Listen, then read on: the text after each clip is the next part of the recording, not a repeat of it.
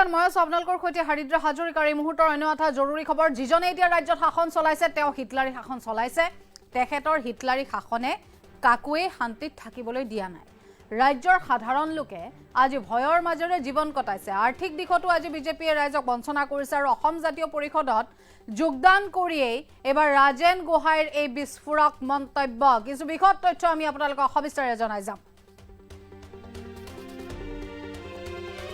আমি জানাইছো যিজনে এতিয়া ৰাজ্যত শাসন চলাইছে তেওঁ হিটলাৰী শাসন চলাইছে বুলি মন্তব্য কৰিছে ৰাজেন গোহাঁইয়ে আৰু তেখেতৰ হিটলাৰী শাসনে কাকুৱে শান্তিত থাকিবলৈ দিয়া নাই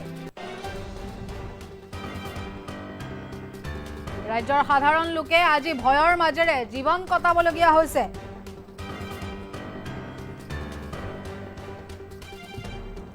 আৰ্থিক দিশতো আজি বিজেপিয়ে ৰাজ্যক বঞ্চনা কৰিছে অসম জাতীয় পৰিষদত যোগদান বানান ভুল হৈ আছে আমাৰ প্লেটত যোগদান কৰিয়ে ৰাজেন গোহাঁই এনেধৰণে মন্তব্য কৰে বিজেপি আজি সমগ্ৰ জাতিটোক শেষ কৰি পেলাইছে জাতি জনগোষ্ঠীৰ অধিকাৰ নোহোৱা কৰি দিলে বিজেপিয়ে ৰাজেন গোহাঁইৰ এই বিস্ফোৰক মন্তব্য এয়াই নেকি ৰাষ্ট্ৰীয় দল বিজেপিৰ হিন্দুত্ববাদৰ দৰ্শন এজেপিত অৰ্থাৎ অসম জাতীয় পৰিষদত যোগদান কৰিয়ে বিজেপি চৰকাৰ মুখ্যমন্ত্ৰীক তীব্ৰ ভাষাৰে সমালোচনা ৰাজেন গোহাঁইৰ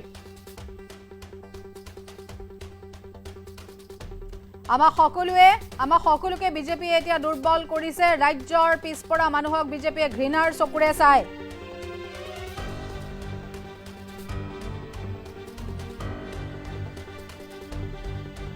সেইসকলক বিজেপিয়ে ভৰিৰ তলত থাকিব লাগিব বুলি ভাবে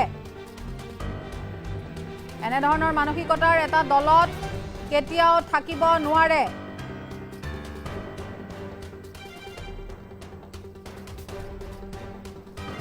যিটো দলত 10 পইচাৰ কথা বাৰম্বাৰ যেহেতু কোৱা হয় মোৰ একো স্বাৰ্থ নাই কাৰণ মই এটা শূন্য হৈ থকা দললৈ আহিছো বুলি তেওঁ মন্তব্য কৰিছে বিজেপি আজি সমগ্ৰ জাতিটো শেষ কৰি দিয়াৰ পৰিকল্পনা লৈছে যিজনে এতিয়া ৰাজ্যত শাসন চলাইছে তেওঁ হিটলাৰী শাসন চলাইছে বুলি বিস্ফোৰক মন্তব্য ৰাজেন গোহাঁইৰ অসম জাতীয় পৰিষদত তেওঁ যোগদান কৰে আৰু তেখেতৰ যি হিটলাৰী শাসন সেই শাসনে কোনেও কেতিয়াও আচলতে কাকুৱে শান্তিত থাকিবলৈ নিদিয়ে ৰাজ্যৰ সাধাৰণ লোকে আজি ভয়ৰ মাজেৰে জীৱন নিৰ্বাহ কৰিছে বুলিও তেওঁ মন্তব্য কৰে অসম জাতীয় পৰিষদত যোগদান কৰিয়েই বিস্ফোৰক মন্তব্য ৰাজেন গোহাঁইৰ আৰ্থিক দিশতো আজি বিজেপিয়ে ৰাজ্যক বঞ্চনা কৰি অহাৰ তেওঁ গুৰুতৰ অভিযোগ উত্থাপন কৰে জাতি জনগোষ্ঠীৰ অধিকাৰ আৰু সেই অধিকাৰ সন্দৰ্ভতো তেওঁ মন্তব্য কৰিছে ৰাজ্যত যিয়ে শাসন চলাই তেওঁ হিটলাৰী শাসন চলাইছে বুলি কৈছে আৰু অসমীয়া আচলতে যিসকল লোক তেওঁলোকক এক প্ৰকাৰ যেন দবাই ৰখাৰ বৰ্তমান চেষ্টা তেখেতৰ হিটলাৰী শাসনে কাকুৱে শান্তিত থাকিবলৈ দিয়া নাই বিজেপিয়ে সমগ্ৰ জাতিটো শেষ কৰি দিয়াৰ পৰিকল্পনা লৈছে ৰাজ্যৰ সাধাৰণ লোকে আজি ভয়ৰ মাজেৰে জীৱন নিৰ্বাহ কৰিবলৈ বাধ্য হৈছে আৰ্থিক দিশতো বিজেপিয়ে ৰাজ্যক বঞ্চনা কৰি অহাৰ গুৰুতৰ অভিযোগ উত্থাপন কৰিছে ৰাজেন গোহাঁইয়ে অসম জাতীয় পৰিষদত যেহেতু শেহতীয়াকৈ তেওঁ যোগদান কৰে আৰু সেই যোগদান কৰিয়ে ৰাজেন গোহাঁইৰ এই বিস্ফোৰক মন্তব্য বিজেপিয়ে আজি সমগ্ৰ জাতিটো শেষ কৰি পেলাইছে জাতি জনগোষ্ঠীৰ যি অধিকাৰ সেই অধিকাৰ সন্দৰ্ভতো তেওঁ মন্তব্য কৰে বিজেপিয়ে সম্পূৰ্ণভাৱে সেই অধিকাৰ নোহোৱা কৰি পেলাইছে জাতি জনগোষ্ঠীৰ অধিকাৰ খৰ্ব কৰা হ'ল এয়াই নেকি ৰাষ্ট্ৰীয় দল বিজেপিৰ হিন্দুত্ববাদৰ দৰ্শন বুলিও তেওঁৰ প্ৰশ্ন বিজেপিলৈ অসম জাতীয় পৰিষদত যোগদান কৰিয়ে বিজেপি চৰকাৰ মুখ্যমন্ত্ৰীক তীব্ৰ ভাষাৰে সমালোচনা কৰে ৰাজেন গোহাঁইয়ে আৰু আমাক সকলোকে বিজেপিয়ে দুৰ্বল কৰি পেলাইছে বুলিও তেওঁ মন্তব্য কৰিছে ৰাজ্যৰ পিছপৰা মানুহক বিজেপিয়ে ঘৃণাৰ চকুৰে চাই জাতি জনগোষ্ঠীৰ সকলো অধিকাৰ এক প্ৰকাৰ নোহোৱা কৰাৰ চেষ্টা এতিয়া বিজেপিৰ আৰু সেই সকলক বিজেপিয়ে ভৰিৰ তলত থাকিব লাগিব বুলি ভাবে কিন্তু বিজেপিয়ে ভুল কৰি আছে বিজেপিৰ কথা মতে সকলো নহয় এনেধৰণৰ মানসিকতাৰ এটা দলত কেতিয়াও কোনো কাৰণতেই থাকিব পৰা অনুচিত বুলি তেওঁ কৈছে অসম জাতীয় পৰিষদত যোগদান কৰি এই মন্তব্য ৰাজেন গোহাঁইৰ যিটো দলত 10 পইচাৰ গুৰুত্ব নাই সেই দলত কিয় থাকিম বুলিও তেওঁ মন্তব্য কৰিছে মন্তব্য আছে আগবঢ়াইছো বিজেপিয়ে যি হিন্দুত্ববাদ কৰিছিল মই তাক বিশ্বাস কৰিছিলোঁ কিন্তু সেইটোতো হিন্দুত্ববাদ নহয়, কিয়নো বিজেপিয়ে আজি অসমীয়া জাতিটোকে শেষ কৰি দিলে। কোনো এটা জাতি জনগোষ্ঠী ৰাতিয়ে কোনো এটা সমষ্টিত আজি অধিকাৰ নাইকিয়া কৰি দিলে। এয়াই কি হিন্দুত্বৰ মানে হেৰি নেকি, মানে তেওঁলোকৰ দৰ্শন নেকি? তে আমাক চবকে দুৰ্বল কৰি দিলে। তে সেইটোতো আমি কেতিয়াও ভবা নাছিলোঁ। তেওঁলোকে কৈছিল যে আমি হিন্দুৰ মাজত কোনো বিভাজন থাকিব নালাগে, ভেদভাৱ থাকিব নালাগে। আজি খালি ইটো হিন্দু, চব হিন্দুকে তেওঁলোকে আক্ৰমণ কৰিছে। আজি মানে ইয়াত ক'বলৈ গ'লে মনুস্মৃতি বস্তুটোৱে আজি ইয়াত ক্ৰিয়া কৰি আছে, যিটো বস্তু আমাৰ এই বিশাল সমাজখনত এইটো প্ৰযোজ্য নহয়। যেনে আমাৰ যিসকল দলিত পিছপৰা মানুহক তেওঁলোকে এটা ঘৃণাৰ চকুৰে চায় আৰু তেওঁলোকক ভাবে যে তেওঁলোকৰ ভৰিৰ তলত থাকিব লাগিব।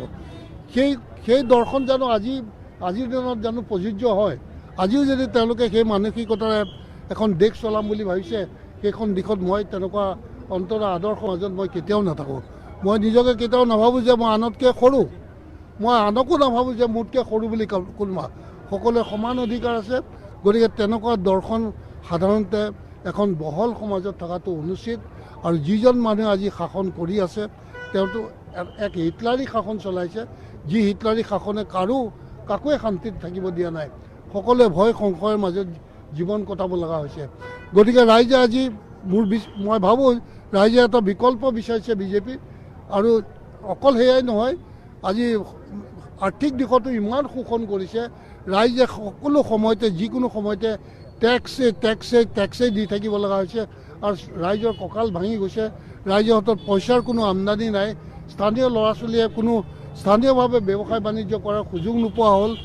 চব ডাঙৰ ডাঙৰ প্ৰজেক্ট কৰি পেলাই বাহিৰৰ মানুহক দি পেলাই আজি সম্পূৰ্ণ অৰ্থনীতিটো বাহিৰৰ মানুহৰ হাতত তুলি দিছে আৰু বাহিৰৰ মানুহক আমন্ত্ৰণ কৰি অসমৰ ভূমিখণ্ড তেওঁলোকৰ মাজত বিতৰণ কৰিছে, যিটোৱে আমাৰ বহুত ডাঙৰ ক্ষতি কৰিব।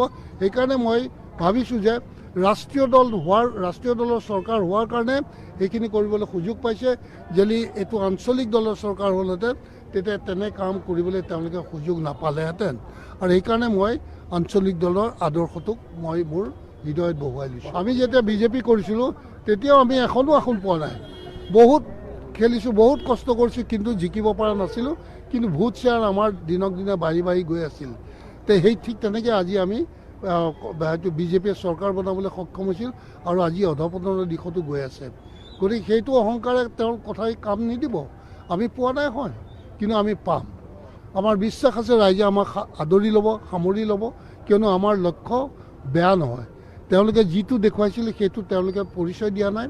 আৰু অসমৰ কোনো এটা অসমীয়াৰ স্বাৰ্থ সুৰক্ষিত হোৱাকৈ কোনো এটা সমস্যাৰ সমাধান নকৰিলে। তেওঁলোকে আজি এখন ভূমি আইনো উলিয়াব নোৱাৰিলে বা নুলিয়ালে, যিটোৰ দ্বাৰা অসমীয়া ৰাইজ কেতিয়াবা সুৰক্ষিত হ'ব পাৰিব। গতিকে কোনপিনৰ পৰা তেওঁলোকে অসম আৰু অসমীয়াৰ সুৰক্ষাৰ কথা চিন্তা কৰিছে? গতিকে এইচব মিছা কথা। গতিকে এইচবৰ ওপৰত আমাৰ বিশ্বাস নাই। আমি আঞ্চলিকতাবাদৰ ওপৰত বিশ্বাস আছে আৰু আমি নিজেই নিজৰ অসমখন সুৰক্ষিত কৰিম আৰু ইয়াক উন্নতিৰ পথত আগুৱাই লৈ যাম। যিটো কৰিছিলোঁ সেই সময়ত কিবা এটা ভাবি পেলাই কৰিছিলোঁ আৰু তাৰতো আজি কোনো তাৰ 10 পইচা দাম দিয়া নাই, গতিকে ভেলু দিয়া নাই। মই কি দৰকাৰ তাত থাকিবলৈ? যিহেতুকে ঈশ্বৰে এতিয়াও অকণমান শক্তি ৰাখিছে দেহাত বা চলিব ফুৰিব পৰা হৈ আছোঁ, সেইকাৰণে চেষ্টা কৰিছোঁ এইখিনি সময় সদব্যৱহাৰ কৰি কিবা এটা কৰি যাওঁ। মোৰ কি স্বাৰ্থ আছে? মই এটা শূন্য দলত আহিছোঁ, যিটো দলৰ একোৱে নাই, কৈছে নাই এটা হেৰিও জিকা নাই। তো মোৰ ইয়াত কি স্বাৰ্থ পূৰণ হ'ব? আৰু মই কৈছে মই বহুত পালোঁ। কি পালোঁ? মোতকৈতো বহুত বেছি পোৱা মানুহ তাত আছে। তেওঁলোকৰ কথা কিয় নকয়? আজি আমাৰ যিজন চিফ মিনিষ্টাৰ হৈছে তেওঁ কংগ্ৰেছত 15 বছৰ কাল খালে আৰু 15 বছৰ তেওঁ মন্ত্ৰী হৈ থাকিলে। আকৌ ইয়াতো আহি খালে, আকৌ ইয়াতো চিফ মিনিষ্টাৰ পৰ্যন্ত পালেহি। আমিতো চব কৰিও ইয়াত একো নাপালোঁ। সেই ক'ৰবাত মোক বহুত লাষ্টৰ পিনে এটা মন্ত্ৰিত্ব পদ দিলে, তাকো মই নিজে লৈছোঁগৈ। মই মোদীজীৰ লগত ডাইৰেক্ট কথা পাতি পেলাই লৈছিলোঁ আৰু মোৰ মনৰ কথা কৈছিলোঁ। তাৰ বিনিময়ত তেখেতে হয়তো মন্ত্ৰীসভাত অন্তৰ্ভুক্ত কৰিছিল। RP শৰ্মাৰ লগত মই বহুত কথা পাতিছিলোঁ। প্ৰদ্যুৎ বৰাক মই ইমান পোৱা নাছিলোঁ, সিও ওলাই গ'ল মই জানো। ধৰিছিলোঁ, আমি সকলোৱে ধৰি পেলাই ইমানখিনি পোৱালোঁ। কিন্তু যিসকল নেতাক চাই পেলাই আমি কৰিছিলোঁ, তেওঁলোকক আজি বৰ্তমান যিসকল ক্ষমতাত আছে তেওঁলোকক চাই পেলাই আমি দল কৰা নাছিলোঁ। কিন্তু আজি তেওঁলোকে আমাৰ নেতাক গালি দি পেলাই আজি আমাৰ দলৰ, এইটো মোৰ নহয় এতিয়া বৰ্তমান, বিজেপি দলৰ এজন চিফ মিনিষ্টাৰ পৰ্যায়লৈ আহিলে আৰু তেওঁৰ চাংগু পাংগু সকলোকে আনি একদম সম্পূৰ্ণ ক্ষমতা প্ৰদান কৰি পেলাই আজি তেওঁলোকে আগবাঢ়ি গৈছে আৰু আমাৰ সকলোবিলাক দলীয় কাৰ্যকৰ্তা সাধাৰণ কাৰ্যকৰ্তা সব আজি অৱহেলিত হৈ আছে। বিজেপিয়ে যি হিন্দুত্ববাদ কৰিছিল মই তাক বিশ্বাস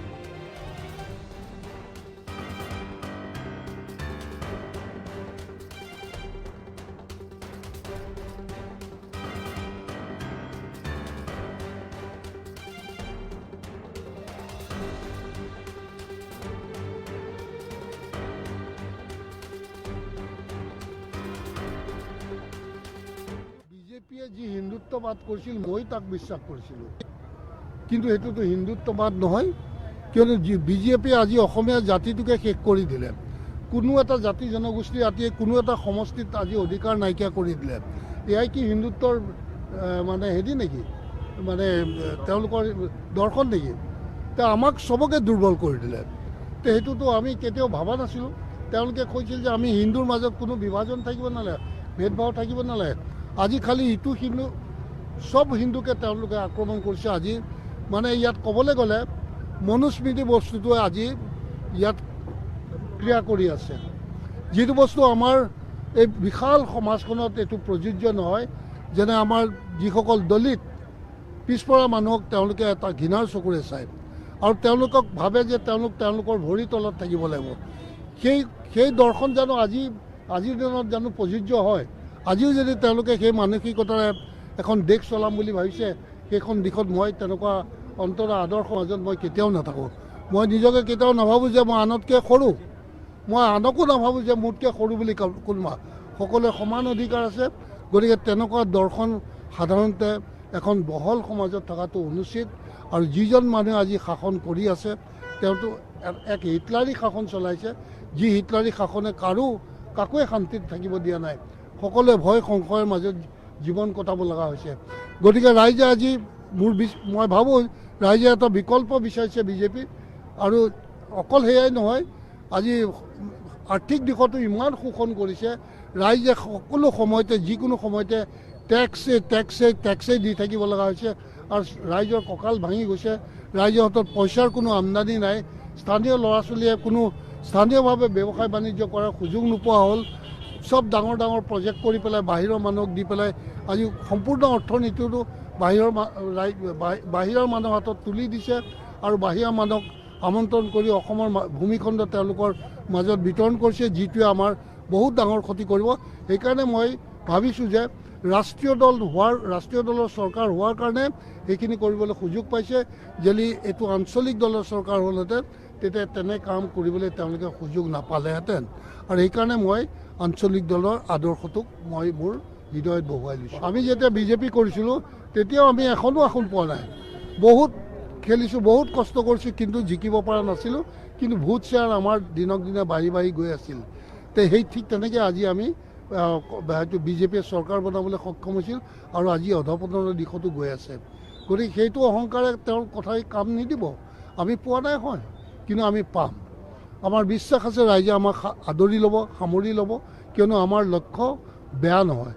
তেওঁলোকে যিটো দেখুৱাইছিলে সেইটো তেওঁলোকে পৰিচয় দিয়া নাই আৰু অসমৰ কোনো এটা অসমীয়াৰ স্বাৰ্থ সুৰক্ষিত হোৱাকৈ কোনো এটা সমস্যাৰ সমাধান নকৰিলে। তেওঁলোকে আজি এখন ভূমি আইনো উলিয়াব নোৱাৰিলে বা নুলিয়ালে, যিটোৰ দ্বাৰা অসমীয়া ৰাইজ কেতিয়াবা সুৰক্ষিত হ'ব পাৰিব। গতিকে কোনপিনৰ পৰা তেওঁলোকে অসম আৰু অসমীয়াৰ সুৰক্ষাৰ কথা চিন্তা কৰিছে? গতিকে এইচব মিছা কথা। গতিকে এইচবৰ ওপৰত আমাৰ বিশ্বাস নাই। আমি আঞ্চলিকতাবাদৰ ওপৰত বিশ্বাস আছে আৰু আমি নিজেই নিজৰ অসমখন সুৰক্ষিত কৰিম আৰু ইয়াক উন্নতিৰ পথত আগুৱাই লৈ যাম। যিটো কৰিছিলোঁ সেই সময়ত কিবা এটা ভাবি পেলাই কৰিছিলোঁ আৰু তাৰতো আজি কোনো তাৰ 10 পইচা দাম দিয়া নাই, গতিকে ভেলু দিয়া নাই। মই কি দৰকাৰ তাত থাকিবলৈ?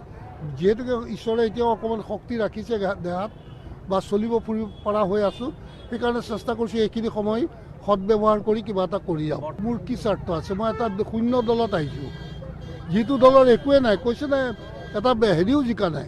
তো মোৰ ইয়াত কি স্বাৰ্থ পূৰণ হ'ব? আৰু মই কৈছে মই বহুত পালোঁ, কি পালোঁ? মোতকৈতো বহুত বেছি পোৱা মানুহ তাত আছে। তেওঁলোকৰ কথা কিয় নকয়? আজি আমাৰ যিজন চিফ মিনিষ্টাৰ হৈছে তেওঁ কংগ্ৰেছত 15 বছৰ কাল খালে আৰু 15 বছৰ তেওঁ মন্ত্ৰী হৈ থাকিলে, আকৌ ইয়াতো আহি খালে, আকৌ ইয়াতো চিফ মিনিষ্টাৰ পৰ্যন্ত পালেহি। আমিতো চব কৰিও ইয়াত একো নাপালোঁ। এই ক'ৰবাত মোক বহুত লাষ্টৰ পিনে এটা মন্ত্ৰিত্ব পদ দিলে, তাকো মই নিজে লৈছোঁগৈ। মই মোদীজীৰ লগত ডাইৰেক্ট কথা পাতি পেলাই লৈছিলোঁ আৰু মোৰ মনৰ কথা কৈছিলোঁ। তাৰ বিনিময়ত তেখেতে হয়তো মন্ত্ৰীসভাত অন্তৰ্ভুক্ত কৰিছিল। আৰ.পি. শৰ্মাৰ লগত মই বহুত কথা পাতিছিলোঁ। প্ৰদ্যুৎ বৰাক মই ইমান পোৱা নাছিলোঁ, সিও ওলাই গ'ল, মই জানো। ধৰিছিলোঁ, আমি সকলোৱে ধৰি পেলাই ইমানখিনি পোৱালোঁ। কিন্তু যিসকল নেতাক চাই পেলাই আমি কৰিছিলোঁ, তেওঁলোকক আজি বৰ্তমান যিসকল ক্ষমতাত আছে তেওঁলোকক চাই পেলাই আমি দল কৰা নাছিলোঁ। কিন্তু আজি তেওঁলোকে আমাৰ নেতাক গালি দি পেলাই আজি আমাৰ দলৰ, এইটো মোৰ নহয় এতিয়া বৰ্তমান, বিজেপি দলৰ এজন চিফ মিনিষ্টাৰ পৰ্যায়লৈ আহিলে আৰু তেওঁৰ চাংগু পাংগু সকলোকে আনি একদম সম্পূৰ্ণ ক্ষমতা প্ৰদান কৰি পেলাই আজি তেওঁলোকে আগবাঢ়ি গৈছে। আৰু আমাৰ সকলোবিলাক দলীয় কাৰ্যকৰ্তা, সাধাৰণ কাৰ্যকৰ্তা চব আজি অৱহেলিত হৈ আছে। বিজেপিয়ে যি হিন্দুত্ববাদ কৰিছিল, মই তাক বিশ্বাস কৰোঁ।